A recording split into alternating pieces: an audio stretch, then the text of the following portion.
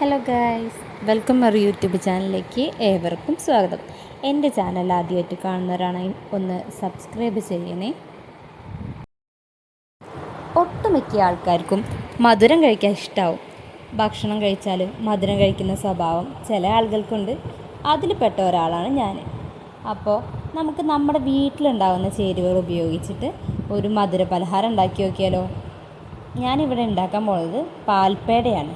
അപ്പോൾ എങ്ങനെയാണ് പേട ഉണ്ടാക്കുകയെന്ന് നോക്കാം. ആദ്യം ഞാൻ കുറച്ചൊരു പാലെടുത്തിട്ടുണ്ട്.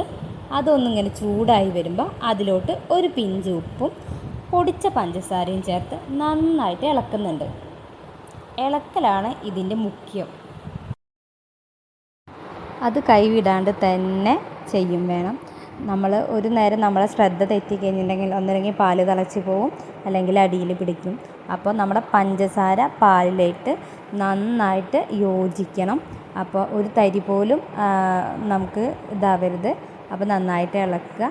അതിന് ശേഷം അതിലോട്ട് നമ്മൾ പാൽപ്പൊടിയാണ് ചേർക്കുന്നത്. പാൽപ്പൊടി നമ്മൾ കുറച്ച് തോനെ തന്നെ വേണം. എന്താ വെച്ചാൽ കുറച്ചൊന്നും ഇട്ടാൽ പോരാ, അധികം തന്നെ ഇടണം.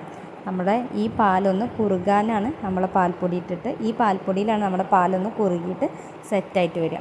ഇപ്പോൾ പാൽപ്പൊടി ഇടുമ്പോഴും തീ ചെറിയ രീതിയിലാണ് കത്തിക്കാൻ പാടുള്ളൂ കേട്ടോ. എന്നിട്ട് നന്നായിട്ട് ഇളക്കുക. കുറേ നേരം ഇളക്കിയാലാണ് ഇതെന്തെങ്കിലും ആവുള്ളൂ. അപ്പോൾ നമ്മൾ എപ്പോഴും നമ്മളെ ശ്രദ്ധ നമ്മുടെ ഈ മിക്സിൽ വേണം.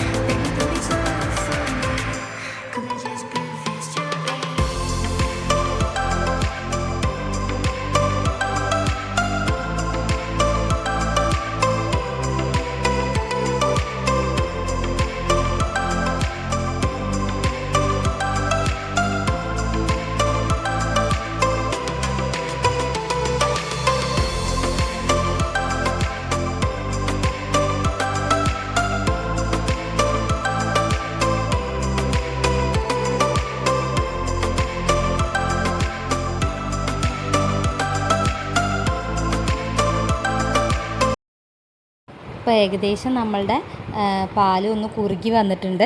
അപ്പോൾ അതിനൊന്ന് നന്നായിട്ടൊന്ന് വീണ്ടും കയ്യിലുകൊണ്ട് ഇളക്കുന്നുണ്ട്. സൈഡത്തെയും എല്ലാ ഭാഗത്തെയും നമ്മുടെ പാലിനെ ഉള്ളിലോട്ടാക്കുന്ന വിധം ഇളക്കണം. പിന്നെ അടിയിൽ പിടിക്കാതിരിക്കാൻ എപ്പോഴും നമ്മൾ ശ്രദ്ധിക്കുക തന്നെ വേണം. അതുകൊണ്ട് നന്നായിട്ട് എല്ലാ ഭാഗത്തെയും യോജിപ്പിക്കുക തന്നെ വേണം. പിന്നെ ഇത് ആവും തോറും കുറുകി വരുന്നുണ്ട്. പിന്നെ ചെറിയ തവി എടുക്കാതിരിക്കാൻ ശ്രദ്ധിക്കുക. ഒരു വലിയ തവി എടുക്കുമ്പോഴാവും നമ്മളെ കയ്യിലോട്ട് ചൂട് തട്ടുന്നുണ്ട്. അപ്പോൾ അതിനാണ് ചെറിയ തവി എടുക്കരുതെന്ന് പറയുന്നത് കേട്ടോ. പിന്നെ ഇതിലോട്ട് ഞാൻ കുറച്ച് നെയ്യ് ചേർത്തിട്ടുണ്ട് കേട്ടോ. അത് കാണിക്കാൻ വിട്ടുപോയതാണ്. അപ്പോൾ അതും ഇട്ടതിന് ശേഷം നന്നായിട്ട് ഇളക്കുക തന്നെ വേണം. ഇളക്കിയിട്ട് യോജിപ്പിക്കുക. നമ്മുടെ ഇതിൻ്റെ പാകം എന്ന് വെച്ചിട്ടുണ്ടെങ്കിൽ ഈ മാവ് നമ്മുടെ പാത്രത്തിൽ നിന്ന് വിട്ടുപോരും. ഇപ്പോൾ ഏകദേശം ഒരുവിധം ലാസ്റ്റ് സ്റ്റേജ് എത്താനായിട്ടുണ്ട്. ഇപ്പോൾ കണ്ടില്ലേ, നമ്മളെ മാവ് ഇതിൽ നിന്ന് വിട്ടുപോരുന്ന രീതിയാണ് ഇതിൻ്റെ പാകമായിട്ടുള്ളതെന്ന്. പക്ഷെ കുറച്ച് ഇനിയും വറ്റാനുണ്ട്. ഇനി വറ്റി കഴിഞ്ഞിട്ടുണ്ടെങ്കിൽ അത് കറക്റ്റായിട്ട് നമുക്ക് കിട്ടും ചെയ്യും.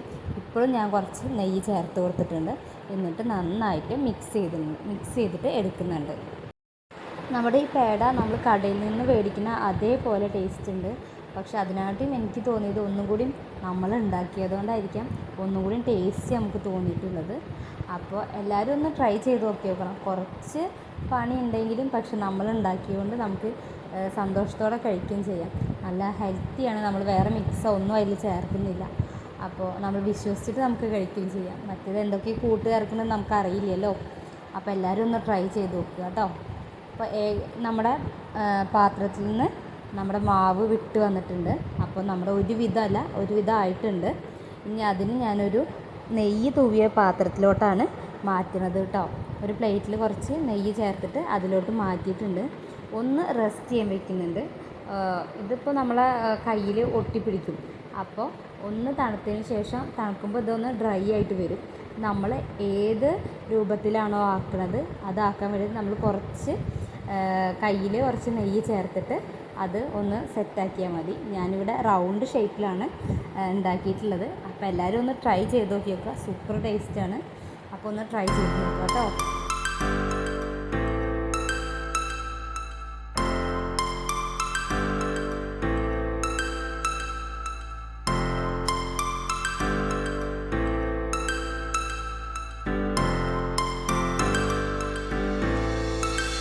Mr. Fuzzy.